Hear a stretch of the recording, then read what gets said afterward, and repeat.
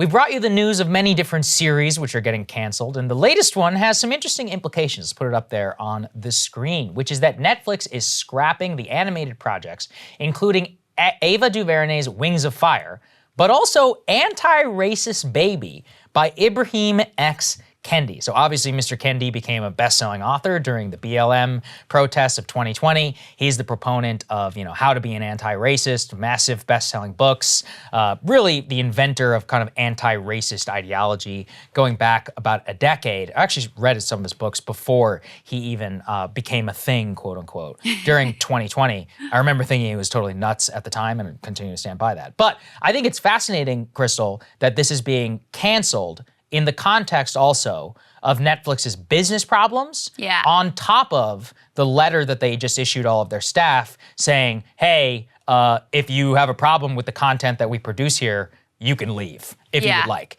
So I don't know if I think we should be clear, it's not a political statement by Netflix to say we're canceling this because it doesn't agree with our content policy. But, I mean, it is an empiric choice that they have to make about what's going to perform and what's not. And I think that a lot of the projects that were being floated by cheap cash in order to buy off like liberal cachet, elite liberal cachet, like Meghan Markle, her series on her animated series, and now Anti-Racist Baby as well, does show you that the content, I think on a mere business level, was not going to perform very well for all people. And also, I mean, it does show you though that the promulgation of that, this was one of the best-selling authors of just 2 years ago, is certainly not in fashion anymore. I think it's a net positive, but I think it's also fascinating just from a what people are willing to consume point of view, which obviously Netflix has the best data in the world on. I think that's all well said. Yeah, if you're depending for your movement on corporate backing, and what's like fashionable and what's gonna serve the bottom line, that's probably not a great long-term strategy. I think is what I take from this most of all.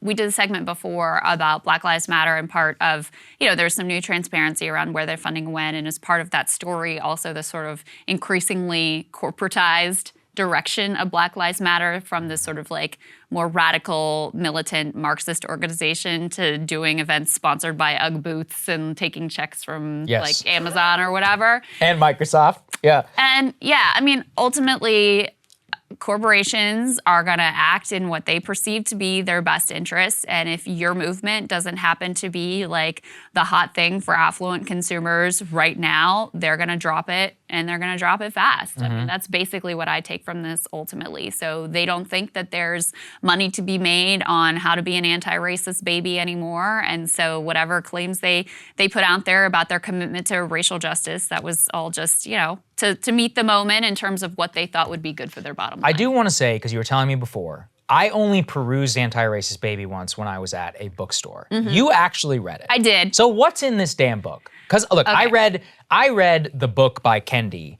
I think the predecessor to How to Be an Anti-Racist, where he advocates for the Department of Anti-Racism and the Constitutional Amendment and the history of his view of anti-racism. What I saw very much is like a racialized view. I've always thought he's a cancer on the society. And Nicole Hannah-Jones, all of them, far before Black Lives Matter. But and I've assumed that the book would be within that vein. But you were telling me that it's different. It's, okay, it's cringe. I'm not going to say it's not cringe. Okay.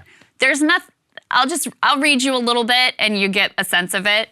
So the first page says, anti-racist baby is not bred, not born. Anti-racist baby is raised to make society transform.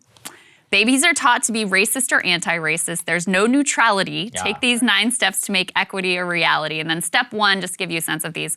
Open your eyes to all skin colors. Anti-racist baby learns all the colors, not because race is true. If you claim to be colorblind, you deny what's right in front of you.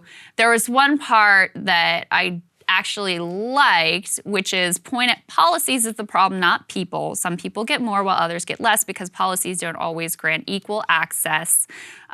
Shout, there's nothing wrong with the people, even though all races are not treated the same. We are all human anti-racist baby can proclaim. That's the vibe of it. So it's not probably as bad as his book. Probably the most controversial part of it is like the typical mode in white American parenting is like, let's be colorblind, like sort of polite society approach has been, everybody's the same, we're not gonna talk about race. And so this is, in some ways more true to how kids actually engage with physical differences, which if you are a parent of little kids, you know they're going to ask you about like why this person looks different or that person looks different. Yeah. And so this is sort of like, rather than saying like, you know, it's no big deal and let's just like, you know, we're all the same and glossing over that, to actually talk about, okay, you know, yeah, this person has this different skin color and this is how that might affect them in their life. Just sort of like leaning more into that conversation, which personally I don't have a problem with, because I don't know that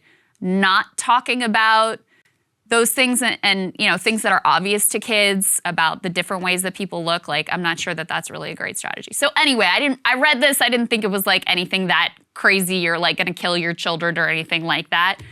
To me, the most telling part is, like I said before, that Netflix clearly doesn't think that the equity moment is the hot thing right now. Thank God. And so, you know, for all those movement leaders out there, no matter what your cause might be, don't depend on corporate America to have your back no matter what, because ultimately they're going to look at the bottom line. Yeah, that's right. Okay.